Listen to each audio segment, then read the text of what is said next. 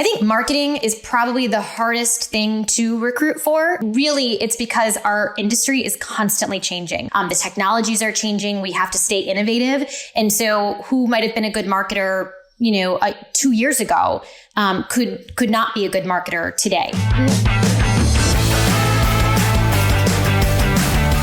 Hey, what's up, everybody? Welcome to Growth Mentors, the podcast where we share snackable growth hacks, strategies, and best practices in how to drive maximum marketing impact and grow your bottom line. I'm your host, Matt LeBlanc, and yeah, that is my real name.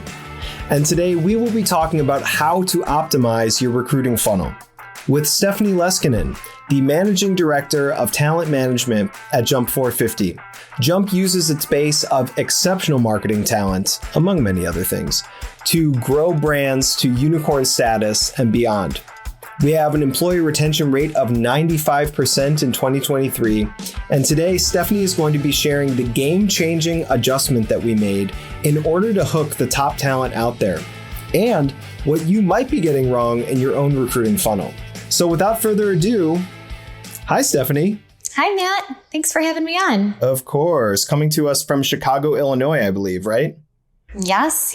Born and raised in the Midwest here. Mm-hmm. Awesome. Tell us a little bit about yourself. In my mind, you're this very put together person that has sort of controlled chaos, kind of controlled chaos. There. I like that. Yeah. Controlled chaos is a way to put it. My husband and I have 6 kids, so we definitely stay busy. Mm-hmm. So let's get right into it. We're talking about recruiting today, right? All of the growth that can come from recruiting and recruiting the right people, I would imagine. What gets you excited about recruiting? It combines so many different ways of thinking, right? So it's part communication, part sales, part project management, part psychology. The fact that you get to combine all of those things together is really cool. I really appreciate the complex business problems that companies have that they don't know how to solve, right? So talking through with a high level, either CEO or leader within a company, what are you missing in your marketing department? Kind of working through that and then almost reverse engineering that into, okay, what does that mean for the person that you're looking to hire? They need to hit these goals. They need to hit these KPIs. Backing up from that, what kind of a background does that look like then? So working through all those complexities is what excites me. Why do you think that it's so challenging to find great marketers? I think marketing is probably the hardest thing to recruit for, maybe next to engineers. But really, it's because our industry is constantly changing. So the playbook of how to hire a CPA, there's qualifications there. They haven't changed that much. Marketing is constantly changing. The technologies are changing. We have to stay innovative. And so who might have been a good marketer 2 years ago, could not be a good marketer today. So keeping on top of that is really important. Marketers tend to have generalist kind of capabilities in different channels and disciplines. There's very few that have deep specialized capabilities. And that's something that's required if you're going to be successful as a marketer. And so finding those people, it's a very, very small pool. So I do think it's the hardest industry to recruit in. So how do you sift through that pool of candidates to find the marketers that are truly effective? Yeah, absolutely. It takes a lot of industry knowledge. It takes a lot of patience and it takes a lot of experience, to be honest. You could have an AI tool that, you have hold up a job description and then you have 100 applicants and it could sift through kind of those keywords and pop up, the top resumes that come in, but it's looking beyond that. I've always said, and I recruit and I train my recruiters like this. This isn't a checklist. We're not just saying, okay, this person has this person has this. We have to look beyond that. And so looking beyond just a CV, looking beyond a LinkedIn profile, a lot of times marketers have kind of their own blog or some sort of a site that I can find out a little bit more about them and how they think. That takes time. It's not just a 5-minute looking at their resume and making sure that they have everything and no or yes and moving on. So going beyond the resume, even before you reach out, I think, when it comes to outbound, sourcing, which is a lot of what myself and my team do, is where you find the best people. that message has to be so impactful, right? Because the pool is so small. So when you find someone, you're like, this person would be perfect. You only get one chance to make that first impression. We're not sifting through a lot of good, we're sifting through a lot of fluff. And so when we're outbound sourcing, we have the chance to then pick who we're reaching out to, right? And so we want to make sure it's the right person by doing a lot of research. And then when we actually decide that we're going to reach out to that person and see if they're interested, that piece of it needs to be really impactful. And we've spent a lot of time and quite frankly, used a lot of data, A/B testing, cold outreach, and what we're doing to attract those candidates to even begin to talk to us. You said you've been working in recruiting for 11 years. Yeah. Yeah. What do you think most people get wrong about recruiting? I think probably a lot of recruiters aren't specialized in one area. I mean, there's no way that you can be an expert in one industry or an expert in all the industries and recruit for all of them with knowledge of each. It just doesn't work. So I think probably that's the biggest mistake I see is not understanding either the industry that you're recruiting for or the role that you're looking to fill. Along the same lines, being able to sell that company. So I don't think that marketing recruiters specifically don't do a good enough job, and aren't prepared to really sell the company, right? Like the founders at Jump really taught me this in a way that I thought I was doing it really well. They literally, when I came on, gave me a 7-page script about how amazing Jump is. And I had to memorize it. And I was like, wow, this is a lot, guys. I don't know. Candidates don't need to know all this information. And we kind of went back and forth on it a little bit. And they were right. What I found was that kind of hooking that candidate from the beginning and telling almost like over information. This is like, we are so amazing. This is all that's great about us. Here's our benefit package. Here's what we can do. We have remote working. Here's what our culture is like. Even before we get into the interview, gets candidates so excited in a way that they're like, I want to impress this person, this recruiter now. I want to work for this company because I'm so impressed with what they were able to sell. So I wonder, I feel like you took us into that really nicely. I think you've mentioned to me before that some of your recruiting strategies had changed when you started working at Jump. What have you learned since you started working at Jump? I was really successful as a third-party recruiter, right? Third-party recruiter, meaning I was working with, the top advertising agencies and marketers really in the nation, and some really high-level marketers and kind of placing them. And then I also worked in-house at a smaller kind of branding agency and built that up. So I had seen kind of both sides, and I was really successful. I had a really great track record. And so when I came to Jump, they saw my experience in marketing and they appreciated my background and experience. Not only are the 3 founders of Jump brilliant marketers, everything that they do is rooted in data. In general, the industry of recruiting is really slow to adapt data. I mean, I've worked for some of the biggest advertising agencies in the nation, and what they're doing with data is now I come to Jump and I realize how much more efficient it could be, right? They helped me incorporate that into the recruiting here at Jump, which has been really, really helpful.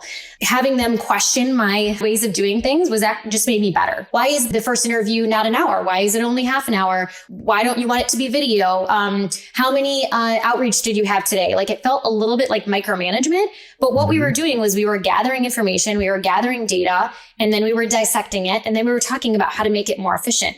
It took a couple months at the beginning for me to understand what they were trying to accomplish. But once I got it, it made the merriment of us, myself and Jump, a really great fit. So they helped me immensely in that regard. And I think that's something that a lot of other places don't appreciate. They think the talent acquisition, they'll just do their job and they're kind of they do their own thing, but they're not involved. And I think that leadership needs to be involved and there needs to have data that's backing up everything you're doing. When it comes to candidate outreach and plenty of other technologies when it comes to recruiting. Just makes me think that especially when you're sort of already established in your career, you've got a track record, you've got kind of a history of this. It probably takes being humble, pushing the ego aside a little bit to allow somebody to sort of challenge you in that way and ultimately cause you to grow, I would think, through sort of, really defining why don't you want the first call to be a video call? I'm so interested to know that. No, you do, but I can't tell you how many recruiters don't have they don't make that first call a big deal.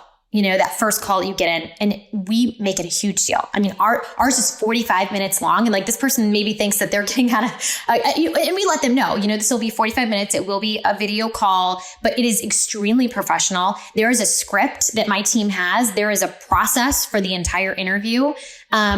And then that's only the first interview. So think about how much, more serious we get further down the funnel when, we're weeding out candidates as we go. Other places don't understand the importance of that. And we have the data to show that it's extremely important. And that's where a lot of the fall off usually happens after that first round interview with candidates. Our candidates never fall off. Our candidates are so hooked after that first interview. And that's what we want, right? We want them excited that they're excited to go to the technical interview as the next step. There's not a lot of fall off there.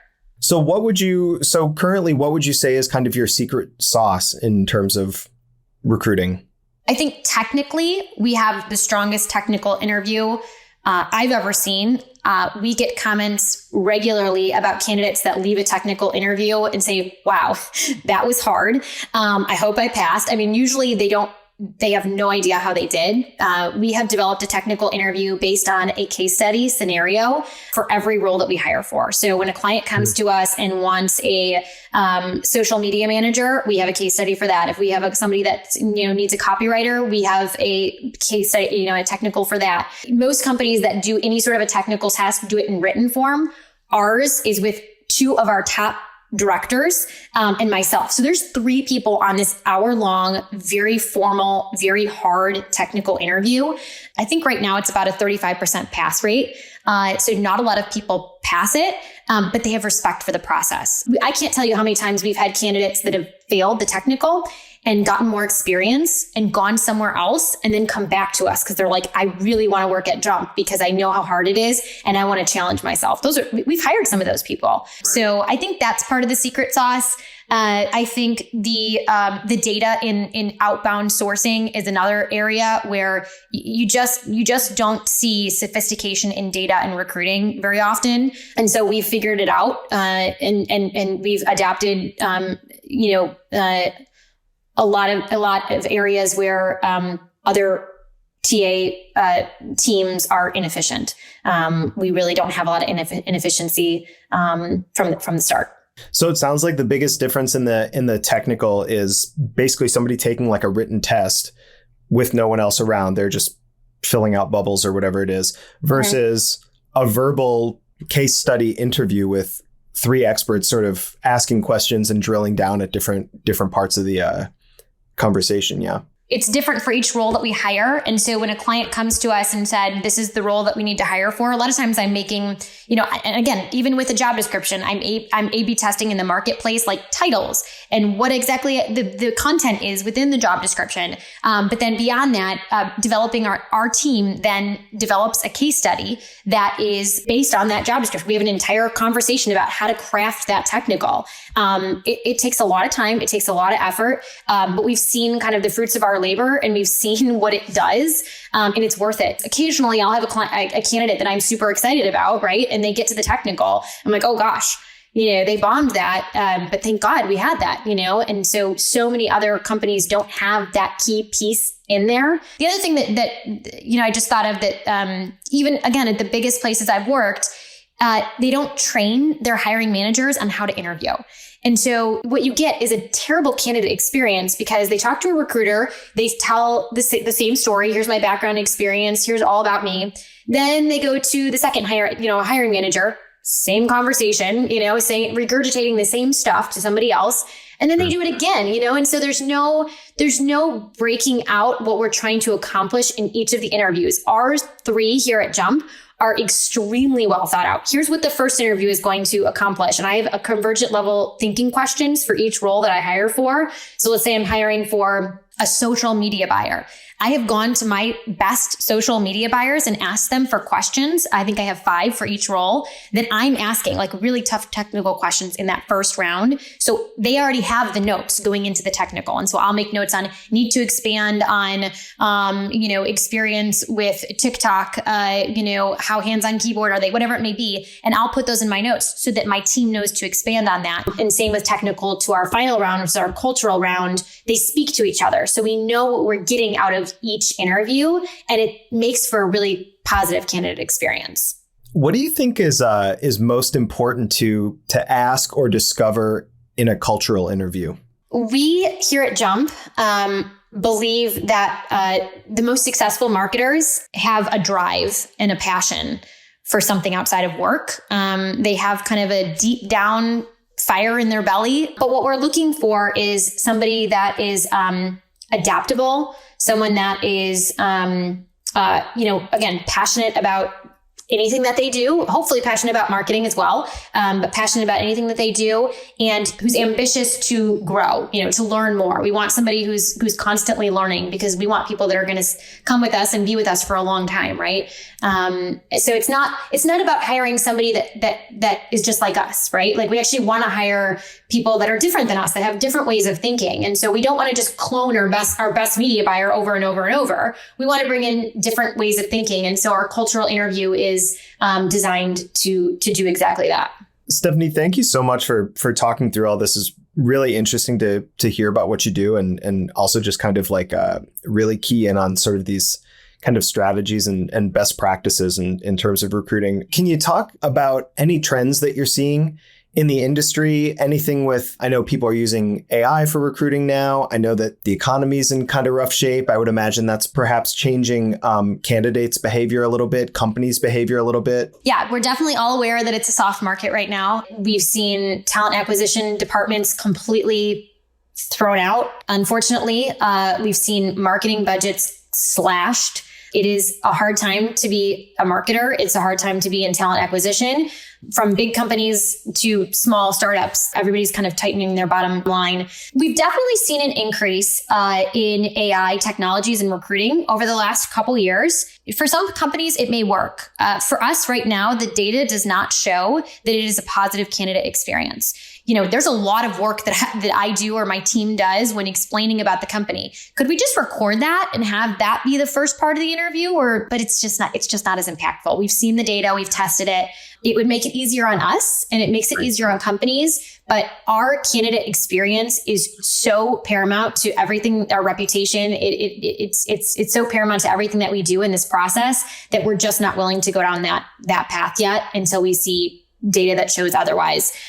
So right now, from an AI standpoint, it's mostly with interviews, and we'll continue to monitor that. But it's not something we're adapting right now. We don't want to jeopardize our reputation with candidates. Absolutely. Well, Stephanie, thank you so much. Stephanie Leskenin, yes. Managing Director of Talent Acquisition at Jump 450. And if you were listening today to our very first episode of Growth Mentors, thank you so much for spending the time with us. And if you are interested in building a world-class marketing team and tapping into elite level talent, please reach out to us in the link below in the description. We'll see you next time. Thanks so much, Matt. Thanks. Thank you.